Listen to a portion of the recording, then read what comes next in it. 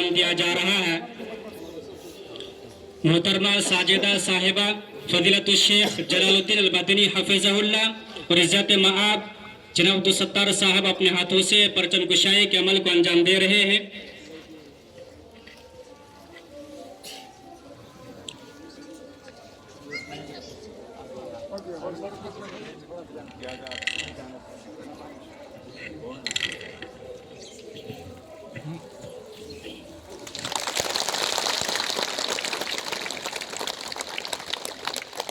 जनगण मन विनायक जय है भारत भाग विधाता। पंजाब सिंधु गुजरात मराठा द्राविड़ उत्कल बंगा विंध्य हिमाचल यमुना गंगा उच्छल जलधि तिरंगा। तब शुभ नाम जागे तब शुभ आशीष मागे गाहे तब जय गाता। जनगण मंगलदायक जय है भारत भाग्य विधाता। जय है जय है जय है जय जय जय जय। हज़रात गिरामी, आज हम सब एक खास मौके पर जमा हुए हैं। वो मौका ये कि आज 26 जनवरी का जश्न हम लोग मना रहे हैं। ये 26 जनवरी हिंदुस्तान की तारीख में इसकी क्या हैसियत है, ये बातें हम सबको जानने की ज़रूरत है कि हमारा देश आज से 70 साल पहले ये अंग्रेज़ों की गुलामी में जी रहा था और इस मुल्क के अंदर जो असल बाशिंदे थे ये महकूम बन चुके थे, गुलाम बन चुके थे, अंग्रेज कब्जा कर चुके थे। 15 अगस्त 1947 को हमारा देश ये अंग्रेजों की चंगुल से आज़ाद हुआ और फिर आज़ादी तो मिल गई थी, लेकिन आज़ादी मिलने के बाद हमारे वतन का अपना कोई कानून नहीं था। जिस तरीके से हर देश का कानून होता है उस एतबार से कोई कानून नहीं था, कोई दस्तूर नहीं था, कोई आइन नहीं था। तो फिर हमारे मुस्लिम रहनुमाओं ने इसी तरीके से और दीगर मज़ाहिब के लोगों ने मिलकर और डॉक्टर भीमराव अंबेडकर की सदारत में 2 साल 11 महीने 18 दिन के अंदर हमारे वतन का, हिंदुस्तान का दस्तूर आइन मुरतब हुआ और बिलाखिर 26 जनवरी 1950 को ये पूरे मुल्क में इस कानून को नाफिज कर दिया गया। उसी दिन से, उसी खुशी में, उसी यादगार में हर साल मुल्क के अंदर चप्पे चप्पे में, कोने कोने में, मदारिस में और स्कूलों में, कॉलेजों में जो भी संस्थाएं हैं, तमाम संस्थाओं के अंदर, तमाम इदारों के अंदर 26 जनवरी बड़े धूमधाम से मनाया जाता है। उसी की यादगार आज हम लोग कर रहे हैं। इस बाबरकत मौके पर मैं ये कहना चाहूंगा कि जमहूरियत के गीत गाए जाएंगे, जमहूरियत के गीत गाए जाएंगे, हर चमन में दीप जलाए जाएंगे, कुर्बानियों की खुशबू है फजाओं में, ये दिन हमेशा याद किए जाएंगे। अजीज तालिबात, ये दस्तूर हिंद, हमारा मुल्क एक जमहूरी मुल्क है, एक सेकुलर मुल्क है। इस मुल्क को चलाने के लिए जो कानून मुरतब किया गया है, वो कानून बनाया गया है। इस कानून के अंदर तमाम मज़ाहिब और अदियान के लोगों को हक दिया गया है, लेकिन अफसोस के साथ कहना पड़ रहा है कि हमारे मुल्क के अंदर अक़लियतों को, मुस्लिम तबकों को आज खास तौर पर टारगेट किया जा रहा है, उनको निशाने पर लिया जा रहा है और ये कहा जा रहा है कि ये वतन हमारा है, मुसलमानों का वतन नहीं है।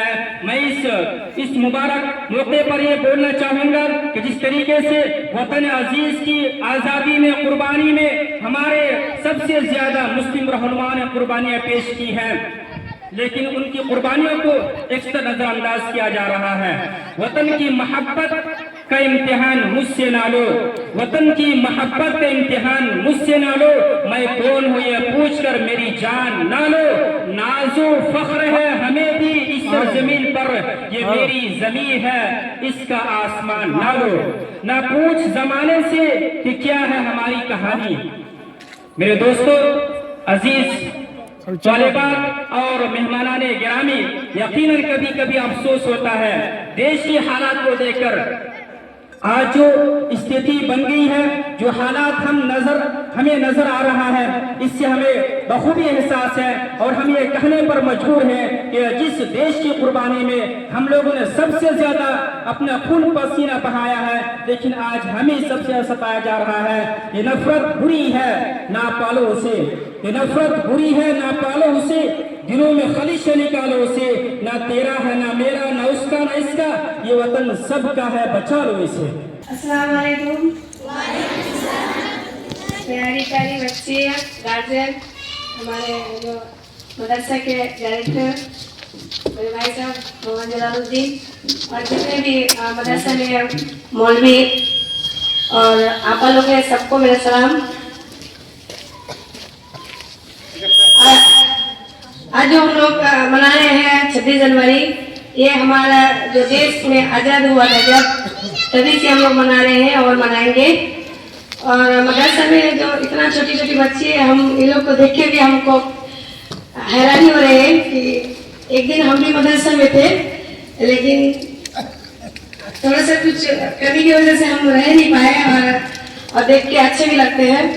और हमारा जो आगे में लड़ने का जो हथियार है एक्चुअली एजुकेशन है। एजुकेशन नहीं रहेंगे तो हम लोग कहीं लड़ नहीं पाएंगे। हथियार और जो ये हमारा कोई लड़ाई का हथियार जो होता है, जो बहुत आदमी बंदूक इस्तेमाल करते हैं, बहुत सारा चीज़ वगैरह इस्तेमाल करते हैं, वो चीज़ हमारा असली लड़ाई नहीं है। जो हमारा लड़ाई है वो हमारा एजुकेशन है। जो हमारा लड़ने का रास्ता है वो एजुकेशन है। सब चीज़ में एजुकेशन है। एजुकेशन नहीं है तो दुनिया में कुछ नहीं है। तो इसलिए हम लोग चाहते हैं कि आप लोग अच्छे से पढ़े और आगे बढ़े, और हम चाहते हैं कि अच्छे से अच्छा चले। और कहीं पे अगर कोई चीज़ का दिक्कत हो तो हम लोग इसमें साथ देंगे, इंशाल्लाह कोशिश करेंगे। और भी हमारे गांव में बहुत सारे जो गार्जियन है, पेरेंट्स है, उसके अल्लाह के करम से बहुत अच्छी हालत है। तो हम भी चाह रहे हैं कि आप लोग भी कुछ अगर जरूरत पड़े तो आप लोग भी आगे बढ़े। बस मैं इसी को बात खत्म करता हूँ। अस्सलाम वालेकुम। काबिल कदर त्योसा पंचायत के मुखिया और त्योसा पंचायत के मान्यगण्य बुजुर्गों, नौजवानों, जामिया तुबाइल बनात के तमाम मालिमीन मालिमात और यहाँ के हुनहार तालिबात, यकीनन आज का दिन सिर्फ हिंदुस्तान के किशनगंज ही नहीं बल्कि पूरे हिंदुस्तान के कोने कोने में, गोशे गोशे में, चप्पे चप्पे में, चाहे वो मदरसा हो या स्कूल, कॉलेज हो या यूनिवर्सिटी या सरकारी कार्यालय, हर जगह आज का ये दिन 26 जनवरी को हम लोग बड़े धूमधाम से, अगर ये कहा जाए तो बेजाना होगा कि ये हिंदुस्तानियों का एक कौमी त्योहार का दिन है। ये हमारे हिंदुस्तान के तमाम हिंदुस्तानियों के लिए कौमी त्योहार का दिन है, जश्न का दिन है। क्यों है? इस दिन को हम क्यों मनाते हैं हमें जानना होगा, तारीख हमें पढ़नी होगी, इतिहास हमें जानना पड़ेगा।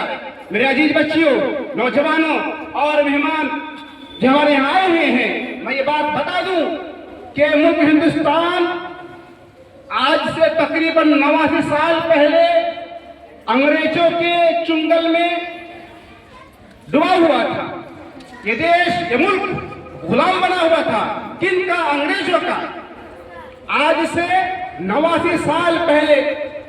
लेकिन हमारे हिंदुस्तान के गैर मुसलमानों ने, उलमाए किराम ने, सबने मिलजुल कर मुकाबला किया, आंदोलन छेड़ा और फिर 15 अगस्त 1947 को ये हमारा देश, हमारा मुल्क भारत आजाद हुआ।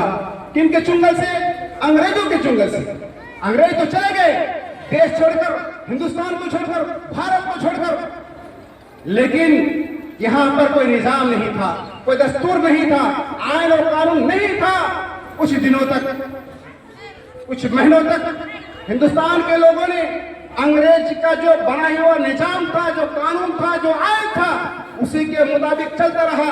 लेकिन जल्दबाजी में हमारे कौमी रहनुमाओं ने, सियासतदानों ने, बड़े बड़े लीडरों ने बाबा साहब भीमराव अंबेडकर की क़यादत में एक कानून साज कमेटी की तश्कील दी और फिर बाबा साहब भीमराव अंबेडकर की क़यादत में 2 साल 11 महीने के अंदर एक कानून बनाया, आइन बनाए, हिंदुस्तान के दस्तूर बनाए, जिसको यही तारीख 26 जनवरी के दिन 26 जनवरी 1950 को लागू किया कि अब हिंदुस्तान जो है, इसका जो निजाम है, ये निजाम अंग्रेजों के बनाए हुए कानून के मुताबिक नहीं चलेगा, बल्कि हमने जो कानून बनाया है, हमने जो आइन बनाया है, बाबा साहब भीमराव अम्बेडकर की क़यादत में 2 साल 11 महीने के अंदर उसी कानून के मुताबिक ये हिंदुस्तान चलेगा, इसका निजाम चलेगा।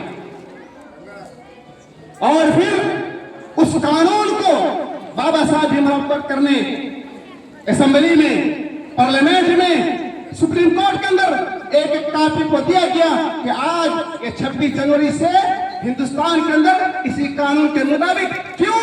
इसलिए कि इस हिंदुस्तान एक ऐसा हिंदुस्तान है, एक ऐसा मुल्क है जहां मुख्तलिफ रंगों के लोग, जहां मुख्तलिफ जुबानों के लोग, मुख्तलिफ मज़ाहिब के लोग, मुख्तलिफ कौमों के लोग बसते हैं, रहते हैं। लिहाजा हर किसी को अपने अपने मजहब को फॉलो करने का, अपने अपने मजहब के मुताबिक जिंदगी गुजारने का फुल उनको अधिकार होनी चाहिए। आज ये हमारे लिए बड़ा सरमाया है, हमारे लिए ये बहुत बड़ी चीज है कि आज हिंदुस्तान में हम बस रहे हैं, अपनी मर्जी से जी रहे हैं, अपनी मर्जी से खा रहे हैं, अपनी मर्जी से अपने धर्म, अपने कौम, अपने मजहब को फॉलो कर रहे हैं। लिहाजा मैं अपनी बातें तूल न देते हुए इन्हीं चंद कलिमात के साथ अपनी बातें खत्म करता हूँ।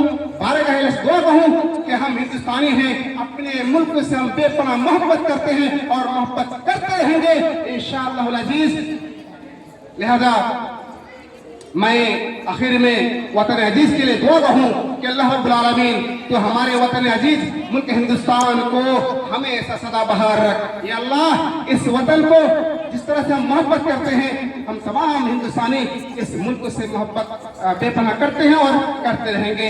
इसे हम तमाम मुसलमानों को अमन चैन के साथ अपने मुल्क को, मुल्क की तरक्की के लिए हम सोचे, मुल्क कैसे आगे बढ़े उसके बारे में सोचे। इन्हीं चंद कलिमात के साथ मैं यहीं से अपनी बातों को विराम देता हूँ। अल्लाह रब्बुल आलमीन हम सबको दीन पर चलने और अपने मुल्क की तरक्की के लिए ज्यादा से ज्यादा सोचने, मुल्क को आगे बढ़ाने में हम सब मिलजुल कर काम करें। इन्हीं चंद बातों के साथ मैं अपनी बातें यहीं से खत्म करता हूँ। अस्सलामु अलैकुम व रहमतुल्लाहि व बरकातुहू।